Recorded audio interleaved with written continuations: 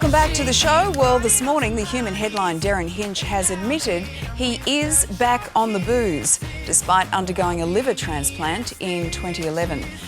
A former partner made the allegation via Twitter yesterday. A few moments ago, he spoke to us. Here's what he had to say. It is what it is. I had permission from my Professor Bob Jones to occasionally have a glass of wine. I water it down. I put about a quarter red or white wine and the rest water. I did it last Christmas with a glass of Grange and actually didn't drink it. And I know they say, oh, he's drinking beer. It's good plug for Cooper's. It's Cooper's Ultra Light, which you can buy in the supermarket. It's non-alcoholic. People tend to forget is that, look, booze didn't help me and I was a terrible drunk, and I grant that.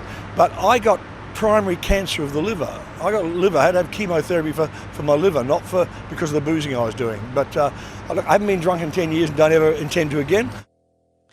All right, it's time now for the Mixed Grill with Shelly Horton and Tim Gilbert. Good morning to both of you. Tim, should an admitted alcoholic and liver transplant recipient, be drinking?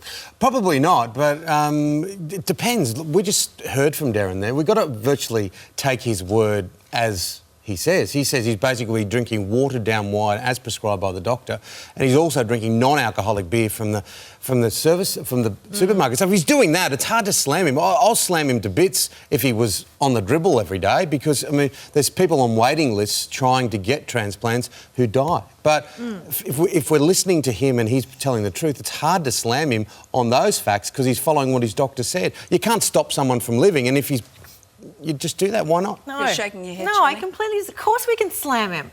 He is admitted he's an alcoholic. He has promised he will never drink again. He's broken that promise. He basically has taken a healthy liver and he's putting it at jeopardy. So I do not believe him when he says that his doctor says he can have watered-down wine. I'm saying you're lying. You're absolutely lying. Not believing him, Shelley. I don't believe him at all. And you had a liver expert on earlier him? today who said that the universal law is no alcohol, full stop. I would believe that expert more than I believe Darren Hinch. But aren't we being a bit right-wing and just going boom, boom, boom, just taking booze and taking this and taking that and just wrapping it all up? No, because this is a transplant situation. What would you say to that family of the person who donated that liver? I don't think the family would have a problem if he is following the guidelines that his doctor set for him. He said he's watered down a glass of Grange and he didn't drink it. He's drinking non-alcohol. Well, yeah, well, he obviously did. I hope someone drank it. But it's like, rich. I just think I think we're hammering him for the wrong reason here. And look, I'll be the first to jump on someone if they've done the wrong thing. All right, let's move on. Also making news, controversial author Samantha Ettis has angered stay-at-home mums with her new book, The Pie Life, a guilt-free recipe for success and satisfaction. Basically, its core message is women need to work in order to be happy. Shelley, she's getting hate mail from stay-at-home mums. Why do we have to have these blanket statements about women?